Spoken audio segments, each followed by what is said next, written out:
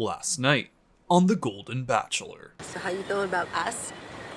I'm thankful that you've given me the opportunity to show you how I feel about you. Where would you see a potential for you and I? Well, I just think that no matter what, the relationship would have to develop over time.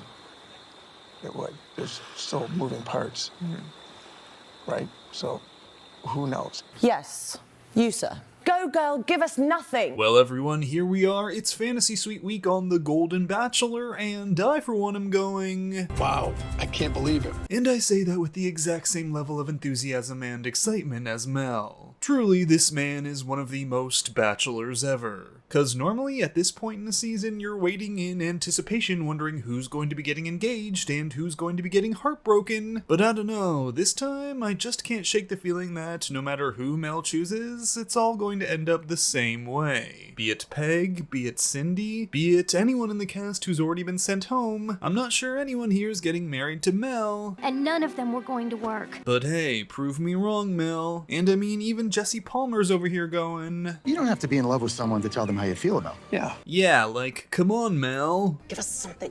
for sure. And I think they both deserve to hear from you how you feel about them. And I feel great about them. So this week, Mel and his final two women are in Antigua for fantasy suites, where on one hand, we've got Cindy, who said she's falling in love with Mel, and Peg, who's not. But honestly, that might actually be working in her favor because Mel's not exactly racing to the altar over here. And the theme for this week seems to be, let's get Mel to share how he's feeling. You know, right at the perfect time when we're down to the final two. And first up is gonna be Peg's date, where these two are hitting up a dune buggy, and while Mel's got things on grandpa speed, Peg is nearly falling asleep in the passenger seat, so she takes things over and kicks it up a notch, which really appeals to Mel. When her hair is curly and the wind has hit it and there's some sweat on her and it's natural, it ain't getting better than that. Au natural, baby. That's how I like them. But after racing around for a while, it's now time to settle things down on the outside and rev things up on the inside with that emotional connection. As Peg sits down with Mel to say, okay, we're here, it's the final two, how are things going with us? So how's this thing going with us? Good? Good, How you feeling about it? good. You feeling good? Yeah. Okay. How's the dune buggy? Girl, come on. We are like a few days out from the end of this thing. We're supposed to be talking about a potential engagement here. I mean, the red flags are out, they're red, and they are flagging. And all through this, Mel has said that one of the things he likes about Peg is her energy, and oh, she is doing her best to keep the energy up while Mel is still on grandpa speed from earlier. So, as things get into the night portion of the date, Peg is doing her best trying to pull out any bit of info that she can. For example, where's Mel's head at in regards to marriage, cause she's saying up till now she was very fine with never being married again, but now she's going, you know what, that'd be kinda cool. Of course, you'd have to sign a prenup first. You ain't get my Smart Peg. But while Mel continues to say he loves so much about Peg, he won't even come near saying he loves her. And so Peg is wondering, are you holding back because this is a bachelor thing and you're waiting until the very end to say it? Or do you just not have those feelings at all? At which point there's an immediate lightning strike and Peg ignores the sign from the universe and still goes into the fantasy suite with Mel. What's up, baby? Don't come and knocking if it's a rockin'. Oh, just kidding.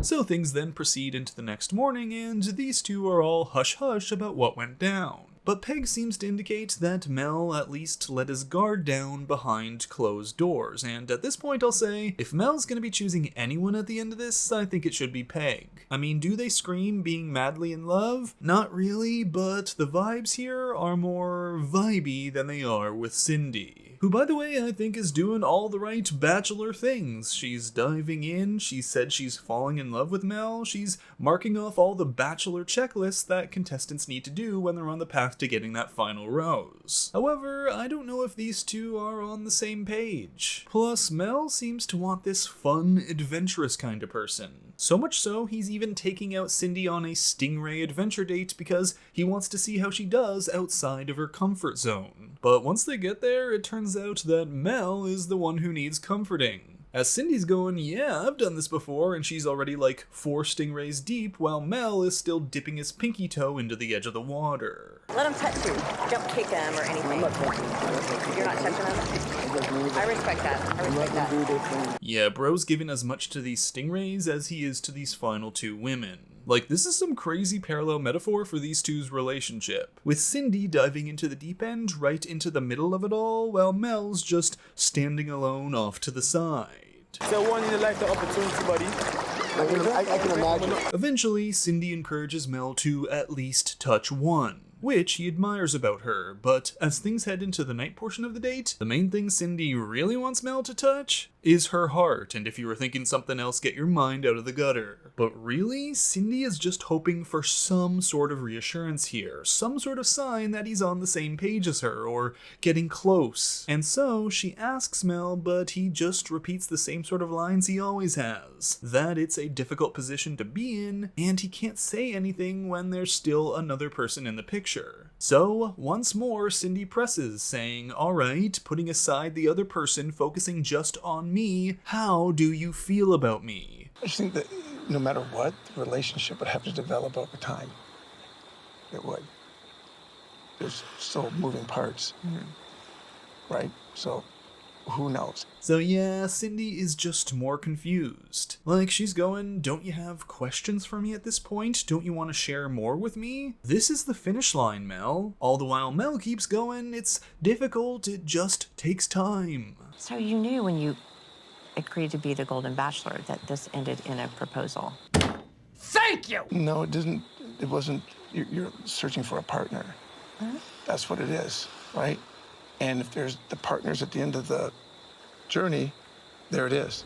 Very insightful. Thank you. So that's where things leave off for this episode, with Mel continuing to comfort Cindy by saying, I sincerely But I appreciate like that. you a lot, right? So where that's going to head, we don't know. aw geez, thanks Mel. And heading into this episode, I was wondering if this was actually going to be the finale, but nope, this one is ending on a sort of cliffhanger, and we're going to be heading into a 2-hour finale next week. Where, okay, I'm going to tell you right now, if there is a happy ending at the end of all this, what are Cindy's chances? Will that happy ending be with Cindy?